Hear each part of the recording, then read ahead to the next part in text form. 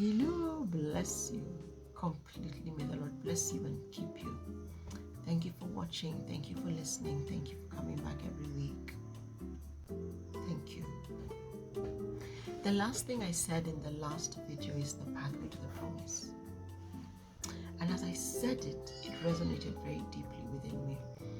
My life hasn't been easy and I have disliked a lot of it. I've often asked God, you didn't think that there was an easier way to accomplish these things with me? I mean, yeah, surely God, all this trouble, why trouble?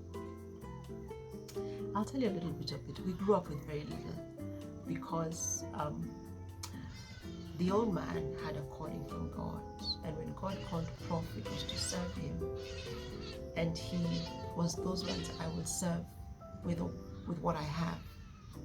So he got an appointment letter to a job without a salary, and he took the job.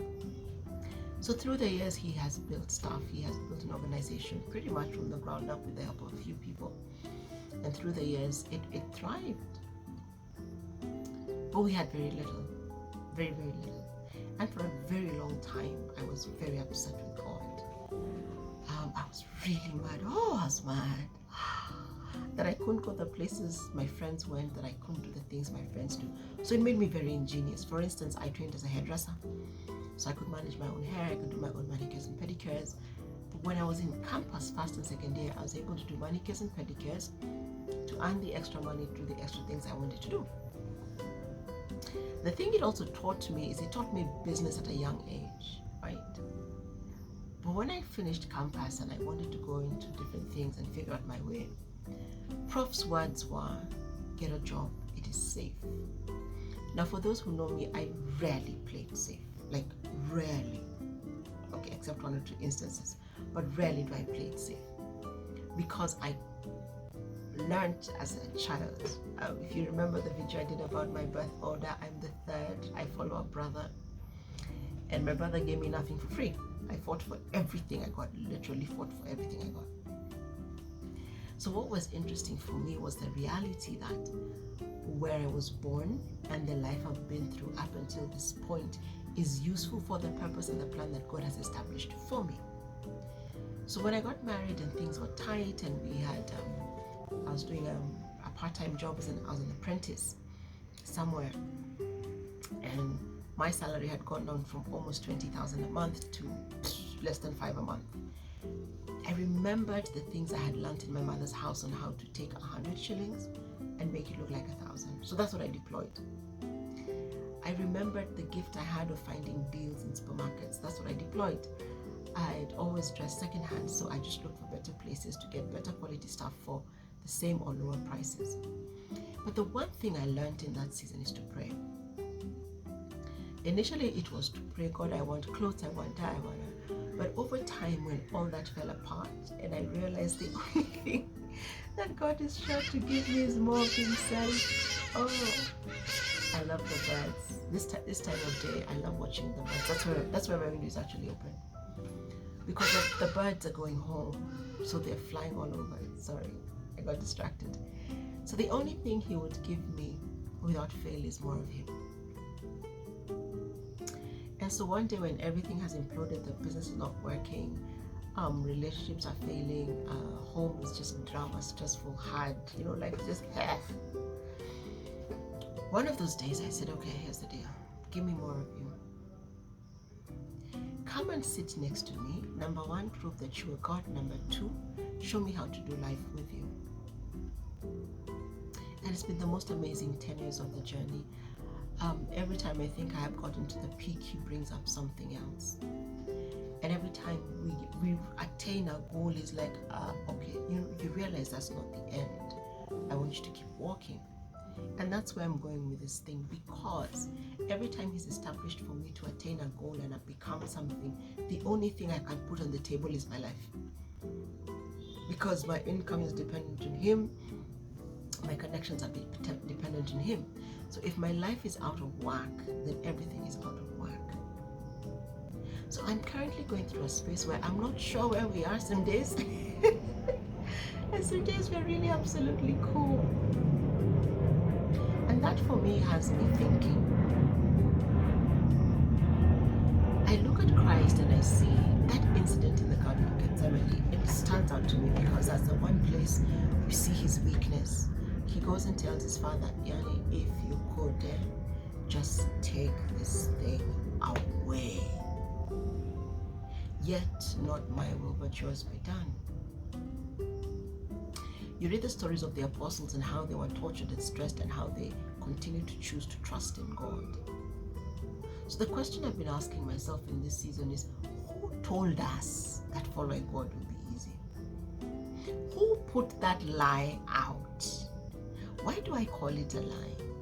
Because when I begin to follow God really and truly and be devoted to him, he begins to show me every day, this is foolishness, this one needs to die, this one needs to grow. We go through that season, we work on all those things, we start again. I think I have arrived. Yes, I've taken a few steps up, but for the place I'm going, I need to be strong, I need to be better, I need to be, all those things. So who told us the lie that walking with Jesus was easy? It's not. Because he says, if any man is in me, he's a new creation. The old is gone. Behold, a new man has come. Which then means to me that everything that I used to judge my life before I had this interaction with God is useless. Everything. Everything that I was before the transformation is useless. So if every day he transforms my life, what I knew before yesterday is largely useless unless he says pick that one and move with it. And that's where my mind is today. His word does not change. His promise never fails. Could it be that Chesubire is out of place for the promise to come? Or could it be she's a few steps behind of where she should be? You get? He says, come alongside and I will walk you, I will lead you, I will guide you. I will guide you in all truth. Could it be that a part of my life is stalled because I cannot see? Those are questions I'm asking myself, and this video is very personal because it's my reflections on my life. And the things I'm grappling with today that I did yesterday and I did the day before, and I'm like, Lord, surely can't we just get away from this thing? And it's like, we're working on it. My Father in heaven doesn't call me to instant perfection. He calls me to instant obedience, to lay down my life on the cross that he has put, to lay down my life at the foot of the cross if he then put me on a cross, to lay down my life every single day that he will teach me how to be his daughter. Papa, help me, because I struggle sometimes with just finding this place in you. I'm tired of extreme highs and then low lows. I'm tired, oh God, of at this point in time being certain of my calling in you, and the next point I'm being like, my oh, did I even hear God right? I'm tired, my Father, and I know that there are people who are listening to this video who are also tired. And you say to us, come unto me, all you who labor and are heavy laden, and I will give you rest. And for me, it means that I can take a yoke upon myself, because the next thing you say is, take my yoke upon you, for my yoke is easy and my burden is light. So when I feel weighed down, Papa, I believe it strongly means that I have let go of your yoke and I've picked up other things. Help me, Lord. I'm done. I can't continue to walk in the ways of madness that I have done. I cannot continue to walk in the struggles that I've continued to walk through. I ask, oh God, that for us as your children,